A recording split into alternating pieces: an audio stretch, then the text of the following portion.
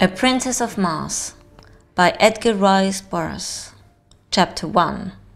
On the Arizona Hills.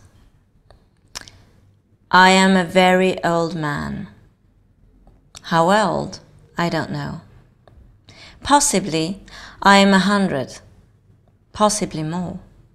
But I cannot tell because I have never aged as other men, nor do I remember any childhood.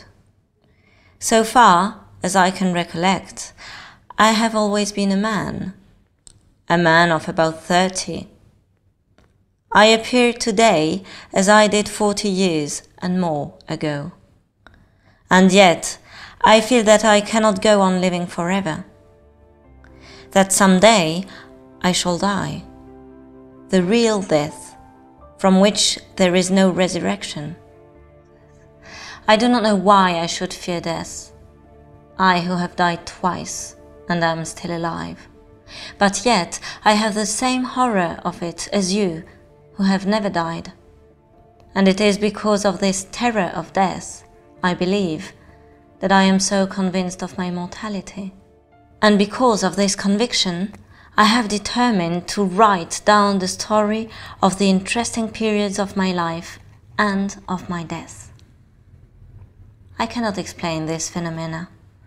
I can only set down here in the words of an ordinary soldier of fortune a chronicle of the strange events that befell me during the 10 years that my dead body lay undiscovered in an Arizona cave. I have never told this story, nor shall mortal man see this manuscript until after I have passed over for eternity. I know that the average human mind will not believe what it cannot grasp. And so, I do not purpose being pilloried by the public, the pulpit, and the press, and held up as a colossal liar when I am but telling the simple truth which someday science will substantiate. Possibly, the suggestions which I gained upon Mars and the knowledge which I can set down in this chronicle will aid in an earlier understanding of the mysteries of our sister planet. Mysteries to you, but no longer mysteries to me. My name is John Carter. I am better known as Captain Jack Carter of Virginia. At the close of the Civil War, I found myself possessed of several $100,000 and a captain's commission in the cavalry arm of an army which no longer existed. The servant of a state which had vanished with the hopes of the South. Masterless, penniless, and with my only means of livelihood, fighting, gone.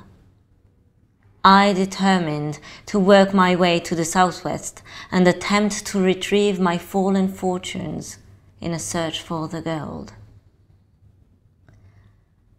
I spent nearly a year prospecting in company with another Confederate, Captain James K. Powell of Richmond. We were extremely fortunate, for late in the winter of 1865, after many hardships and privations, we located the most remarkable gold-bearing quartz vein that our wildest dream had ever pictured. Powell, who was a mining engineer by education, stated that we had uncovered over $1 million worth of ore in a trifle over 3 months.